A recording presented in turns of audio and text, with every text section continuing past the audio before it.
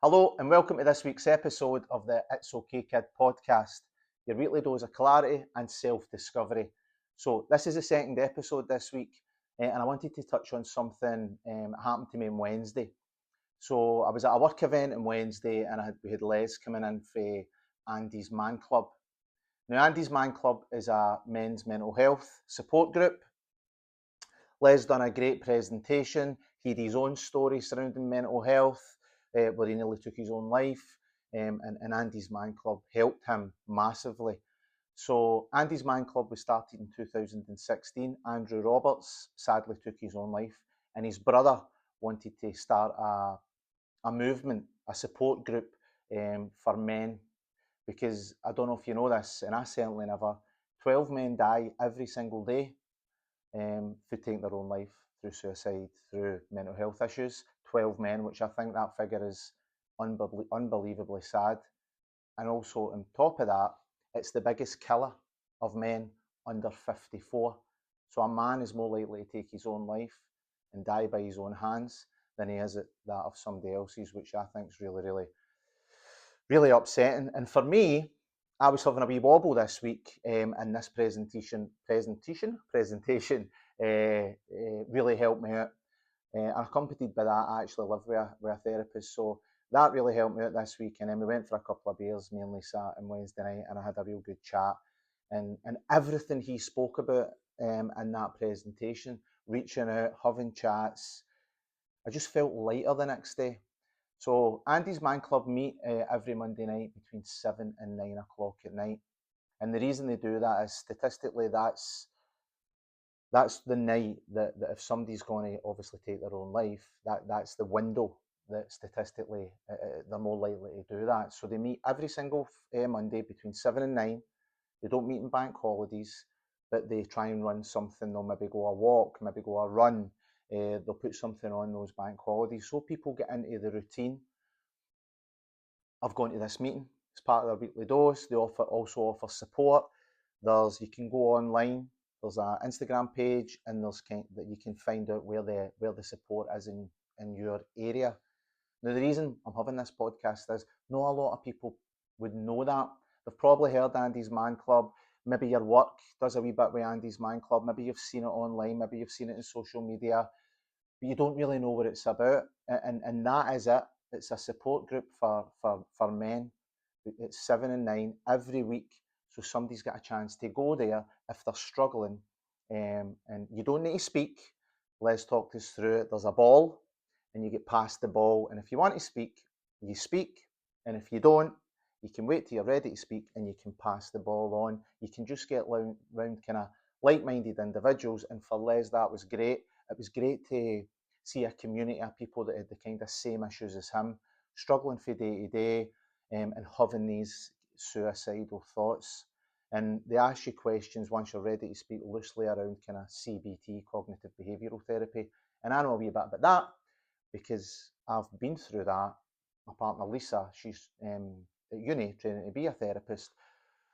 But I don't think an awful lot of people, or I don't think enough people, are speaking about this. I mean, I know myself, when I had my issues a few years ago, I went for CBT. The only reason I went that is because I work in the railway. We're dealing with people that take their own life on the railway, so I know that train drivers get sent for CBT, therefore I just knew a bit about it.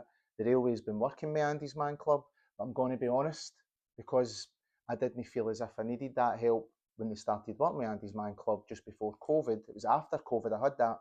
I didn't really pay attention, and that's probably the same as yours.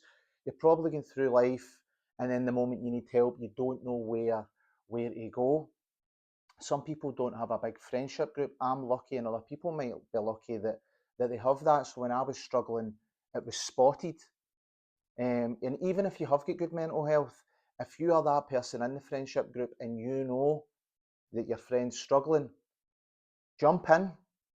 I get taken for a meal off one of my best mates, and it was like, "You're struggling here. I know you're struggling," and it was like, "No, I'm not." As you do, west of Scotland, feel as if it's a weakness, and it's not a weakness. I mean, I punch people and get punched in the face as a hobby, as an enjoyment. And right now, anytime I'm struggling, I reach out. So my friend took me out for a meal, took me out for a pizza, and he says, "I know you're struggling. We're not leaving here until you tell me what's up.